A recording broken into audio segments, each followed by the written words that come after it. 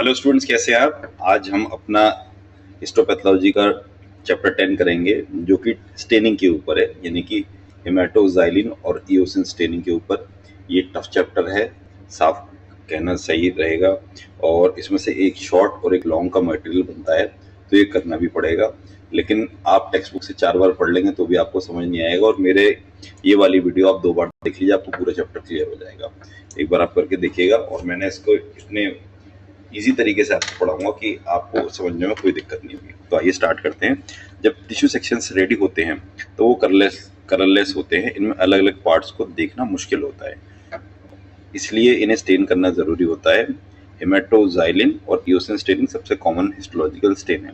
देखिए, होता क्या है कि हमारी बॉडी के अंदर, जैसे आप एनाटॉमी की बुक लेंगे, उसमें आपको अलग अलग कलर से अलग अलग चीज़ें समझाई जाएंगी, या हिस्टोलॉजी की भी देंगे तो उसमें pink, dark red, light red से आपको डिफ्रेंशिएट करके दिखाया जाएगा। लेकिन प्रैक्टिकली ऐसा नहीं होता। स्पेसिमेन जब खुलता है तो वो ऑलमोस्ट एक ही कलर का होता है। तो कैसे हम उसको आइडेंटिफाई करें कि क्या चीज़ क्या है और कैसे उसकी स्टडी करें। तो इसके लिए हम क्या करते हैं कि उसमें न्यूक्लियाई में या साइटोप्लाज्म में हम स्टेन कर देते हैं, यानी एक चीज़ को हम स्टेन कर देते हैं और दूसरी चीज़ को हम ओरिजिनल कलर में रहने देते हैं। तो उस कंट्रास्ट से हमें वो स्पेसिमेन ऑब्जर्वेबल हो जाता है, यानी हम फिर उसको देख के कुछ ऑब्जर्वेशंस अपनी नोट कर पाएंगे। यही इस चैप्टर का मेन वो है। और इसमें जो सबसे कॉमन स्टेनिंग यूज होती है वो हेमाटोजाइलिन के लिए होती है। हेमाटोजाइलिन याद रखिएगा, न्यूक्लियाई को स्टेन करने के लिए यूज होता है। और इओसिन एक काउंटर डाई होती है जो साइटोप्लाज्म को स्टेन करने के लिए होती है। मेजरली केसेस में हम न्यूक्लियाई को ही स्टेन करेंगे। हमारा साइटोप्लाज्म को हम कुछ केसेस के लिए स्टेनिंग करते हैं। तो इसमें हेमाटोजाइलिन, इसकी प्रॉपर्टीज का एक शॉर्ट क्वेश्चन बन सकता है, या डाइंग की स्टेप्स के ऊपर पूरा एक फ्लो चार्ट वो आपसे मांग सकता है, जो एक लॉन्ग का क्वेश्चन है। तो ये मैं आपको कराता हूँ। हेमाटोजाइलिन के बारे में पढ़ते हैं हम। हेमाटोजाइलिन एक नेचुरल सब्सटेंस है जो कि एक ट्री हेमाटोजाइलम कैम्पेचिनियम के बार्क से मिलता है, यानी एक ट्री जिसका बॉटनिकल नेम ये है, उसकी हम बार्क से निकाल लेते हैं। ये खुद कलर नहीं देता, ठीक है ना, लेकिन इसको ऑक्सीडाइज करके हेमाटिन बनाया जाता है जो न्यूक्लियाई को स्टेन करता है। अच्छा, इसमें भी देखिए, आप लाइन आगे पढ़ेंगे उसके साथ मॉर्डेंट या मेटल सॉल्ट होता क्या है। हेमाटिन की जो प्रॉपर्टीज होती हैं वो, उसमें कलर तो होता है लेकिन उसमें जाके हमको उसको कैटाइन फॉर्म में कन्वर्ट करना पड़ता है। कैटाइन फॉर्म में कन्वर्ट करने के लिए हमें इसमें पॉजिटिव चार्ज डालना पड़ेगा। पॉजिटिव चार्ज या तो हम मेटल सॉल्ट को डाल दें, इसका टेक्निकल नेम होता है मॉर्डेंट। आप मेटल सॉल्ट से याद कर लीजिए, इजी रहेगा। मेटल सॉल्ट को जब भी हम हेमाटिन से बनाएंगे तो वो कैटाइनिक हो जाता है, तब वो जाके एनायनिक न्यूक्लियाई में अटैच होगा, यानी कैटाइन प्लस एनाइन का ही तो रिएक्शन कराएंगे हम। पॉजिटिव और नेगेटिव के बीच में तो एफिनिटी होती है, तो इसलिए हमें इसमें मेटल सॉल्ट डालना पड़ता है। अच्छा, कॉमन मेटल सॉल्ट जो हम यूज करते हैं उसमें अमोनियम एलम हो गया, पोटेशियम एलम हो गया, फेरिक सॉल्ट्स हो गए। तो हेमाटोजाइलिन और मॉर्डेंट को जब भी मिलाएंगे तो हेमाटोजाइलिन लेक बन जाएगी, यानी वो पूरा कवर कर लेगा उसको और आपको न्यूक्लियर स्टेन दिख जाएगा। जनरली ये पर्पल कलर में हो सकता है या ब्लू कलर में हो सकता है, और एलम हेमाटोजाइलिन इन्हीं 2 कलर में करता है। अच्छा, स्टेनिंग जो है आप देखिए 2 तरह की होती है, प्रोग्रेसिव और रेग्रेसिव। और मैंने हमेशा आपको कहा है, कभी भी आप फंस जाएं, कोई चीज़ आपको एग्जाम में याद नहीं आ रहे हैं, उस टर्म को बार बार पढ़िए और देखिए उससे क्या लॉजिकल मीनिंग निकल रहा है। प्रोग्रेसिव मतलब आगे बढ़ता हुआ। तो इसमें क्या करते हैं कि टिश्यू को स्टेन हम उतने समय के लिए रखा जाता है जब तक इसमें सही कलर ना आ जाए, उसके बाद हम स्टेनिंग बंद कर देते हैं।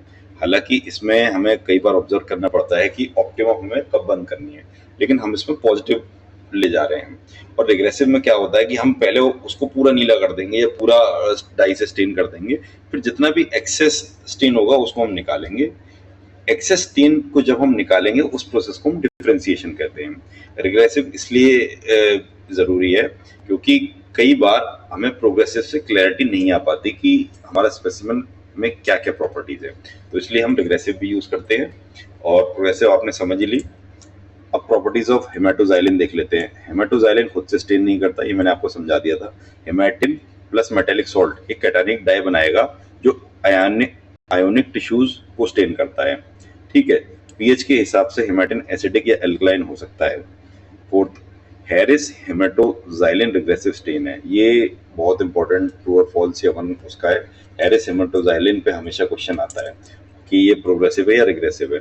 तो हैरिस हेमाटोजाइलिन रिग्रेसिव है, यानी कि हम इसमें ओवर स्टेन करेंगे, फिर हम इसमें से डिफरेंशिएट कलर डिफरेंशिएट करके एक्सेस डाई सारी हटाएंगे। नेक्स्ट पॉइंट देख लेते हैं, एसिडिक सोल्यूशन रेडिश ब्लू को अल्कलाइन बनाने का प्रोसेस को ब्लूइंग कहते हैं। देखिए, जब हमने पढ़ा था कि हम हेमाटोजाइलिन यूज करते हैं तो हमारा जो स्टेन आता है वो रेडिश आता है। अब रेड तो ऑलरेडी हम पिंकिश और रेडिश तो हमारा स्पेसिफिक ऑलरेडी था, तो उस पर डिफरेंशिएट करना इतना एफिशिएंट नहीं रहता। मतलब अगर जूनियर होगा कोई तो उसको तो समझ में नहीं आएगा कि इसकी स्टेनिंग में और इसमें क्या फर्क आ रहा है, तो इसलिए हम जानबूझ के उसको ब्लू कलर देते हैं। ठीक है, ब्लू कलर और रेड कलर में डिफरेंशिएट करना बहुत आसान है और उससे जो ऑब्जर्वेशन निकल के आती है वो भी एग्जैक्ट निकल आती है। और ब्लूइंग करने के लिए सिर्फ हमें उसमें वाटर या अमोनियम हाइड्रोक्साइड मिलाना होता है। मेजरली हम अमोनियम हाइड्रोक्साइड को यूज करते हैं, वाटर को कम यूज करते हैं क्योंकि वाटर से फिर अनदर सेट ऑफ प्रॉब्लम्स निकल आती है। तो पहले आप स्टेन बनाएंगे, वो रेडिश निकल के आएगा, उसमें अमोनियम हाइड्रोक्साइड डालेंगे, वो ब्लूइश आ जाएगा, तब आपको पूरा क्लियर दिखेगा। प्रिपरेशन ऑफ हेमाटोजाइलिन, हेरिस हेमाटोजाइलिन बनाने के लिए हमें क्या क्या करना होता है। हेमाटोजाइलिन लेंगे हम, उसमें अल्कोहल मिलाएंगे, अमोनियम एलम मिलाएंगे, मर्क्यूरिक ऑक्साइड मिलाएंगे और ग्लेशियल एसिटिक एसिड मिलाएंगे। ये इस तरीके से हम हेरिस हेमाटोजाइलिन बनाते हैं। मायर्स हेमाटोजाइलिन बनाने के लिए कुछ इंग्रेडिएंट्स हमारे चेंज हो जाते हैं। इसमें हम हेमाटोजाइलिन लेते हैं, डिस्टिल वाटर लेते हैं, अमोनियम एलम लेंगे और वहाँ हम ऊपर मर्करी ले रहे थे, यहाँ हम लेंगे sodium iodate plus citric acid लेंगे प्लस क्लोरल हाइड्रेट लेंगे। ये पता होना चाहिए, इस पर कभी लॉन्ग नहीं आएगा, लेकिन अगर पूछ ले तो आपको कुछ तो आना चाहिए। Eosin very important, eosin counter stand होता है जो साइटोप्लाज्म को पिंक या रोज कलर देता है।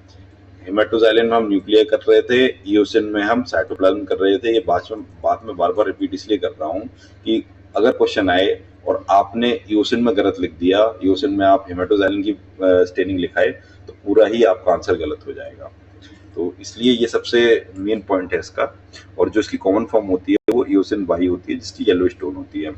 ये वाटर सॉल्युबल या अल्कोहल सॉल्युबल दोनों होता है और एसिटिक ऐड करने से स्ट्रेनिंग और भी ज्यादा इसमें स्ट्रॉन्ग हो जाती है। अच्छा, हेमाटोजाइलिन और ईओसिन की स्टेनिंग के स्टेप्स, और ये लॉन्ग का क्वेश्चन है, मैं आपको करवाता हूँ। सबसे पहले हम स्पेसिमेन लेके उसको जाइलिन में डीप पैराफिनाइज करेंगे, यानी कि हमने पिछले चैप्टर्स में पढ़ा था एम्बेडिंग। एम्बेडिंग में हमने पैराफिन डाल के हम उसको एम्बेड करते थे। तो पहले तो हम सारा उसका पैराफिन निकालेंगे, उसको फिर हम रिहाइड्रेट करते हैं अल्कोहल से, not with water, only with alcohol. कई बार स्टूडेंट्स क्या होते हैं, रिहाइड्रेट के बाद फ्लो में वो वाटर लिख देंगे, नहीं, हम अल्कोहल का ही यूज करेंगे। उसके बाद उसको टैप वाटर से हम रिंस कर देंगे, फिर उसके बाद हम डिस्टिल वाटर से उसको रिंस करेंगे। ये इसीलिए होता है बार बार रिंसिंग, कि जो सब्सटेंस उसमें एक्सेस रह गया है वो वॉश आउट हो जाए और उसकी प्रॉपर्टीज नहीं तो आगे फिर रिएक्ट करेगी। इसके बाद जब हम इसको ढंग से रिंस कर लेंगे तो हेमाटोजाइलिन से हम स्टेन करके छोड़ देंगे 3 से 5 मिनट के लिए आराम से, और उसके बाद हम हेमाटोजाइलिन को भी टैप वाटर से वॉश कर देंगे।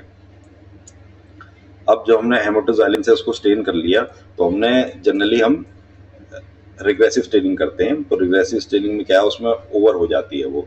उसके बाद हम एसिड अल्कोहल डाल के उसको डिफरेंशिएट करेंगे, यानी जितनी एक्सेस डाई होगी वो सब हम फिर निकाल देंगे। उस डाई को निकालने के बाद उसको फिर टैप वाटर से वॉश किया जाएगा 15 मिनट तक, जिससे कि पुरानी जितने भी एसिड डाई वो सब निकल जाए। तो यहाँ पे 8 स्टेप तक हमारा न्यूक्लियर पूरी तरीके से स्टेन हो गया है। अब हमें साइटोप्लाज्म स्टेन करना है, तो साइटोप्लाज्म के लिए हम ईओसिन से स्टेन करेंगे। ईओसिन से स्टेन करने के बाद उसको दोबारा उसके अंदर से पानी निकालेंगे डिहाइड्रेट करके अल्कोहल से, और वो 95 और 100% स्ट्रेंथ का स्ट्रॉन्ग अल्कोहल हम लेंगे।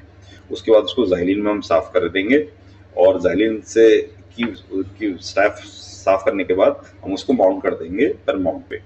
तो इस तरीके से हमारी ये स्टेनिंग की जो 12 स्टेप्स हैं ये हमारी तैयार हो गई। और अगर आपको कोई क्वेश्चन लॉन्ग में आता है तो आपको सबसे पहले हेमाटोजाइलिन एक्सप्लेन करना है 2 या 3 लाइन में। नेक्स्ट में आप ईओसिन स्टेन करेंगे, क्या उसकी बेसिक प्रॉपर्टी होती है, फिर आप ये 12 स्टेप लिखेंगे एज इट इज, ठीक है ना। इसमें मतलब इंग्लिश में ही लिखेंगे, लेकिन इनको एक्सप्लेन नहीं करेंगे। और एक बार जब ये 12 आप लिख देंगे टेबल फॉर्म में, उसके बाद इंडिविजुअली एक एक को एक्सप्लेन करेंगे। ये तरीका होता है लॉन्ग आंसर लिखने का। लॉन्ग आंसर लिखने के लिए कई बार क्या होता है, स्टूडेंट्स आप मान लीजिए लॉन्ग के लिए तैयार आप करके ले गए, लेकिन एग्जाम टाइम पे आप भूल गए।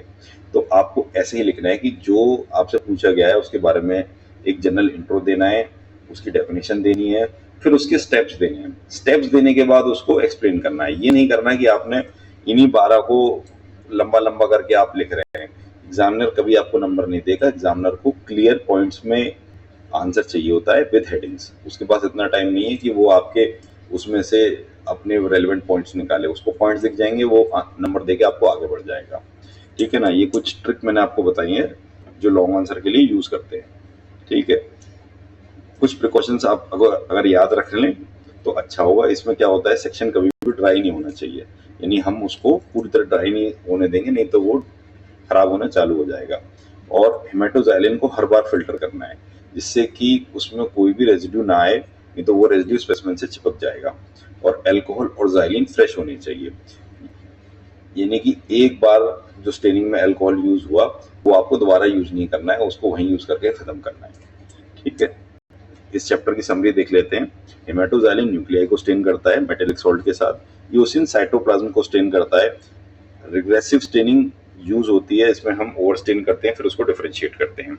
ब्लूइंग में क्या होता है कि सैंपल ऑलरेडी रेड और पिंक ही होता है, तो हम उसको ब्लूइंग करने के लिए अल्कलाइन सॉल्यूशन से ब्लू बना देते हैं जिससे कि हमें क्लियरली उसमें डिफरेंस दिखे। सोडियम आयोडेट जो होता है वो कॉमन ऑक्सीडाइजर होता है। तो ये बहुत टफ चैप्टर था, लेकिन मैंने आपको बहुत ईजी वे में कराया है।